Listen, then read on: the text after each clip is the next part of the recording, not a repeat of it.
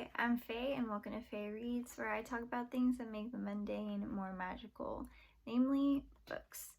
And today we're filming the Booktube Newbie Tag. So for some of you, you may be feeling a bit of deja vu because I have filmed a video like this before. I actually had an old channel called Faerireads where I started uploading videos and I was trying to start a booktube channel, but that was a really old account and I decided I wanted to start all over on a new account, so that's why I've switched over here and I changed the name to Faye Reads just to make it very clear, like, this is a book-focused channel. And I thought about re-uploading the same video that I used back then, but honestly, I kind of wanted to change some of my answers. Some of the questions I think I misunderstood the first time around, and I just think I just want to redo it. I also thought about doing the Booktube Newbie Tag 2.0, which I knew was a thing. I remembered seeing that around. But I went and I looked at the questions and I honestly don't feel established enough to answer them. Like, a lot of the one of the questions is like, what advice would you give? And I really don't think I'm in a place to be giving advice. Like, I don't know what anyone thinks they would learn from me. But, so I'm just gonna go ahead and refilm it because I do think there should be a sort of like introduction to myself on this channel. So we're just gonna start over. So I'm reintroducing myself. So the first question is, why did you start this channel? So I kind of already answered why I started this particular channel, but why I started doing YouTube in general, I've just always been a YouTube watcher since like 2007. It's probably been my main form of entertainment since high school. I don't watch a whole lot of TV or movies.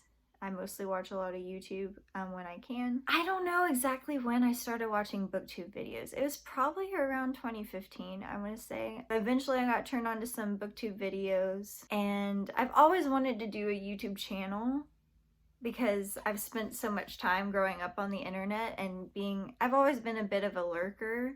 Even though I would watch YouTube, I never commented, I never went in chat rooms, I never like tried to make friends and interact with people online. Because honestly, there's something about it that kind of just, maybe it's like, I don't know, ignorant of me, but it just freaks me out a bit, not knowing who you're talking to. But I felt a little guilty of always consuming things that people work so hard. They put so much of their time and effort to create content, and all I do is consume and consume and consume, and I don't give back at all. So I kind of wanted a way to give back. I was in need of a creative outlet. And I've always loved books, and I do enjoy talking about books. I have friends that do read, but I would say they don't read as much as I do, and I don't have the opportunity to talk to them a whole lot. So I wanted a creative outlet and a place to talk about books and make friends that like the same thing. Hopefully the goal would be to create a community of people who are like me, like the same things as me, that we can talk about, and yeah, just have fun. Is it okay to just have fun? That's kind of just why I'm here. I'm here to have fun, okay? What are some fun and unique things you bring to booktube? This is the cringy question that makes you try to talk about yourself, which I don't like doing, but my reading taste is pretty unique. I have a fairly eclectic reading taste, and my inner 13-year-old was very angsty. I kind of hung out with like the indie alternative crowd. Yeah, we were kind of emo kids, I guess. The inner 13-year-old in me that's very non-conformist I tend to, like, if a book is really popular, I'm kind of like very suspicious of it. I'm like, but can it really be that good? If everyone likes it and I don't like most people, then I'm probably not gonna like that book. But I'm trying to let go of that like bratty teenage self, and you know, it's okay to enjoy a popular book every now and then. But I think that's something unique that I bring. I would also like to incorporate more of my own personal interests that are not just books. I also enjoy video games, movies, makeup, skincare, and so hopefully by incorporating a lot of my other interests, that's something that I can contribute. What are you most excited for about this new channel? I think I've addressed it, just like being creative. I've really enjoyed like just filming and editing and making videos. Like sometimes the editing can be a chore, but it's been really fun. I don't know if anybody appreciates anything that I do, but it's been fun for me. And yeah, it's been fun to chat with people. Why do you love reading?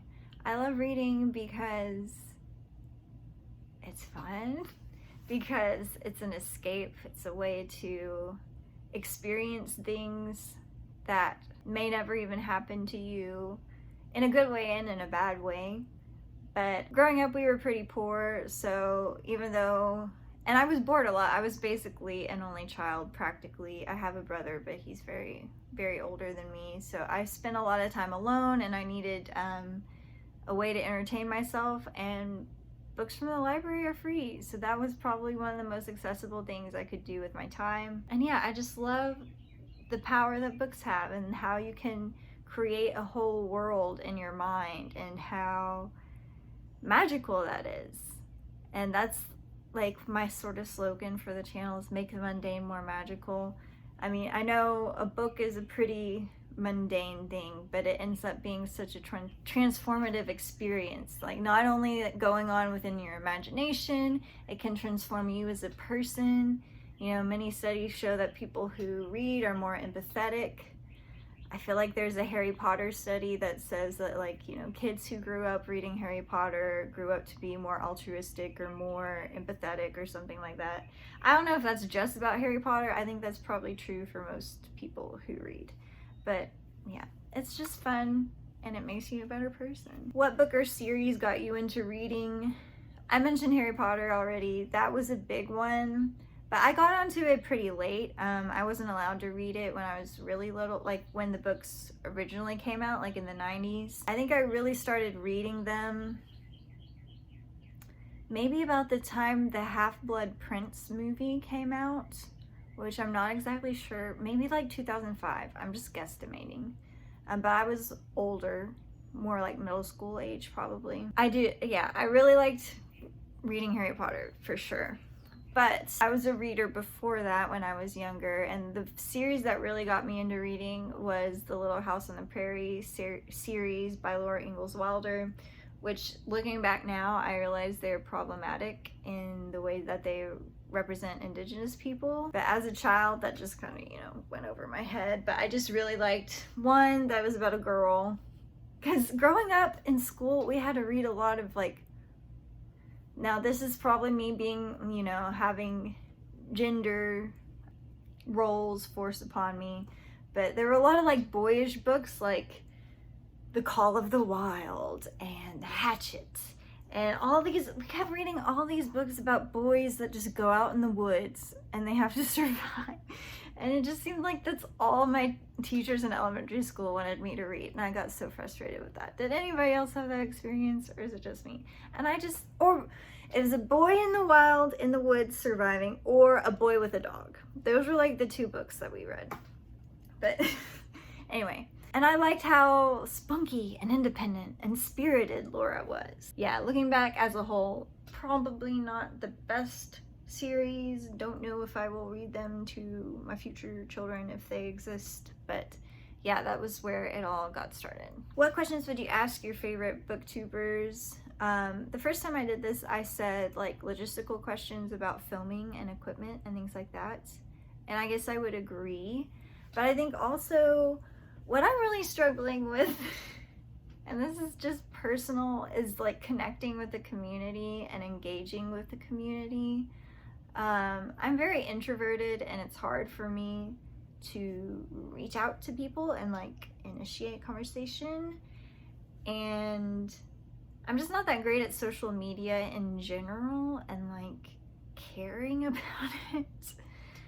And like, I thought I watched a lot of Booktube before I started filming and uploading videos, but like as I've started being in the community, I'm trying to engage more and watch more people. Like I have this huge list in my to watch section that I am still trying to get, like I'm working through it, but then I keep adding to it, so it's the Neverending Thing. And I'm thinking, like, it's just so much bigger than I thought it was. I mean, compared to probably other subcultures, subgenres of YouTube, like the beauty community and the gaming community, I would say Booktube is probably pretty small, but wow, it's a lot bigger than I thought it was. So I guess, how do y'all manage it? How do you keep engaging with other people's content and still like maintaining your own personal life, your job? Like, I figure most of us still have full-time jobs. I don't know, are there booktubers that do it full-time? Maybe there's a few, but yeah, how do you balance it all? Because that's where I'm struggling right now. Next question is, what challenges do you think starting a YouTube channel will be the hardest to overcome? I think I kind of addressed this, just like getting involved, growing my channel, like growing the numbers. I'm not really good at promoting myself, and I don't know how the algorithm works. Yeah. And just dealing with the numbers aspect and how psychologically that can play games with you. And the logistics of finding time, which I have time for the summer. I'll probably be working from home still until about August at least. And I still don't really know what's gonna happen at that point. But if I do go back to working full time out of my house, you know, commuting, that will definitely have to change the schedule. So I know like uploading consistently is like the key to growing your YouTube channel, but I feel like I can't promise anything until I'm back to a normal schedule, and I don't know when that will be. Next question, when did you start reading? So the way I answered this last time was like, I took that very literally, like, when did you learn how to read? And that was when I was 6 years old in first grade. But I think it's meant for like, when did you start reading for pleasure?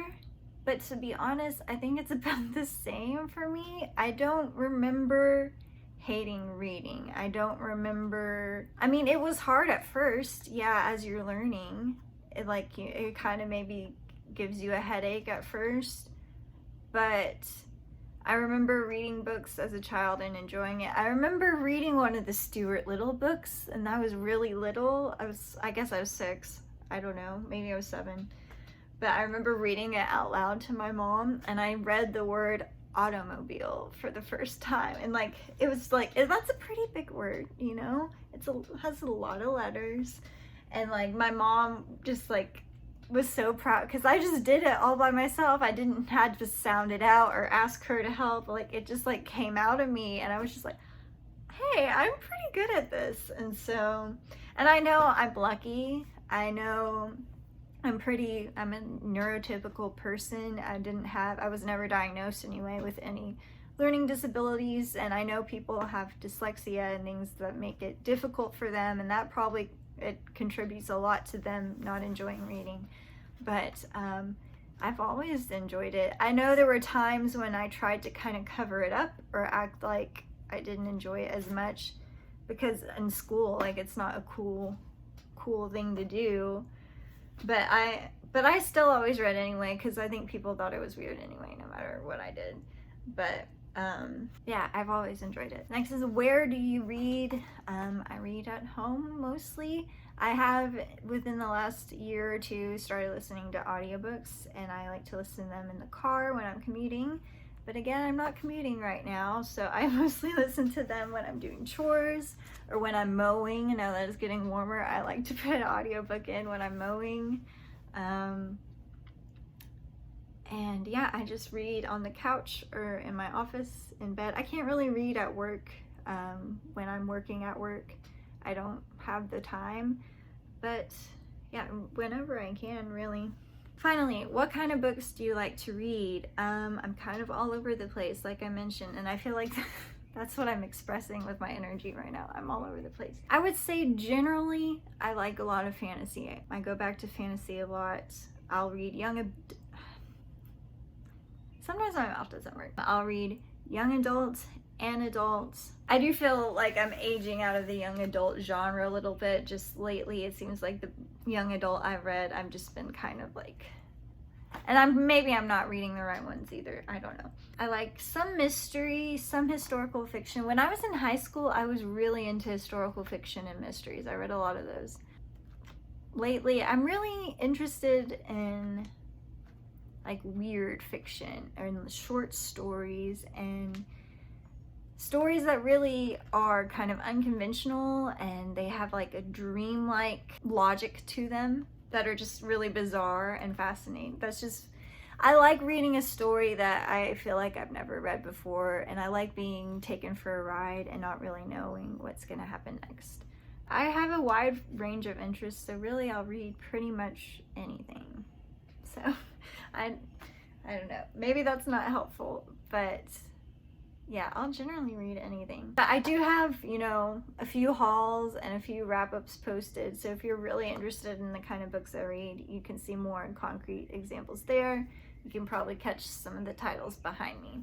So I'm gonna stop before I keep babbling. But thank you for watching. Please like, comment, and subscribe. Yeah, take care. Bye.